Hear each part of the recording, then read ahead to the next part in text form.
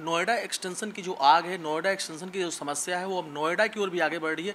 नोएडा के किसान भी अब अथॉरिटी से ये मांग कर रहे हैं कि उनकी जो पुराने ज़मीन जो दिया गया है, जो दिया है उन्होंने अथॉरिटी को, उसने उन्हें वापस कर दी जाए।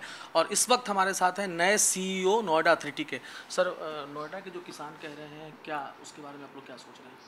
इनके किसानों की जो है वो मुख्यतः दो तीन समस्याएं हैं। एक तो बहुत प्रमुख समस्या जो है वो आबादी को लेके है कि इनकी बहुत सारी आबादी जो है वो नियमित नहीं हुई, और आबादी नियमित ना होने के कारण उसमें जो लोग रह रहे हैं उनको 5% का जो लाभ मिलना चाहिए अंडर द पॉलिसी, वो लाभ उनको नहीं मिला। तो वो इस चीज़ के लिए जो है काफ़ी ज़्यादा एजिटेटेड हैं। बाकी दूसरी जो मांग है वो तो अभी हाल में ही उठी है, मुआवजा बढ़ाए जाने के बारे में। बेसिकली यही उनकी मुख्यतः मांग है। लेकिन सर, जो बायर्स हैं जिन्होंने पैसा लगा दिया है, उनके बारे में कोई अथॉरिटी कुछ सोच रहा हो? नहीं, डेफिनेटली हमारा जो है वो आ, ये काम है कि इनके बिल्डर्स की और साथ में किसानों की, सबों की हितों की जो है वो रक्षा करना, और किसी प्रकार का कोई नुकसान जो है वो ना हो। विकास कार्य जो है हमारे पूरी स्पीड के साथ चलते रहें।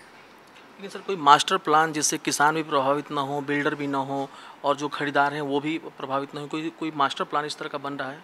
नहीं, पूरा हम लोग कर रहे हैं। अभी फ़िलहाल हमारा मेन जो है उद्देश्य ये है कि जो समस्याएं काफ़ी लंबे समय से हैं यहाँ के किसानों की, यहाँ के गांव वालों की, उन समस्याओं को जो है युद्ध स्तर पर जो है काम करके दूर किया जाए।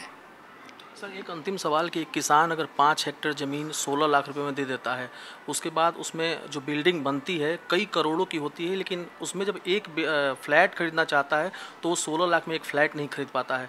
आपको नहीं लगता किसानों के साथ अनजस्टिस है ये? देखिए, इस पे इसका यदि आप देखें, यदि कॉस्टिंग पूरी देखें कि 800 रुपये जो है हम जब यदि ज़मीन ले रहे हैं या 1000 रुपये ले रहे हैं, तो केवल आधा एरिया ही सेलेबल होता है। उसके बाद जो है कि लगभग 3000 रुपये जो है वो डेवलपमेंट कॉस्ट पड़ती है। फिर उसके बाद इंटरनल डेवलपमेंट, एक्सटर्नल डेवलपमेंट जो है ये दोनों मिला के करीब 4000 पड़ता है।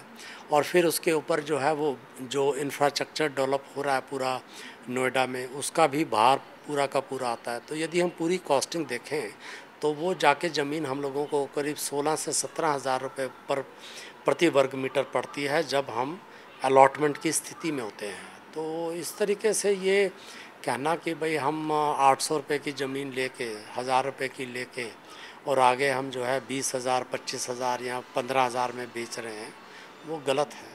सर, एक अंतिम सवाल कि सरकार की ओर से कोई मास्टर प्लान बन रहा हो जिसमें सबका हित बराबर तौर पे देखा जाए? नहीं, निश्चित तौर पर इस चीज़ पर हम लोग लगे हुए हैं कि आगे भविष्य में जो है इस तरीके की परिस्थितियां उत्पन्न ना हो।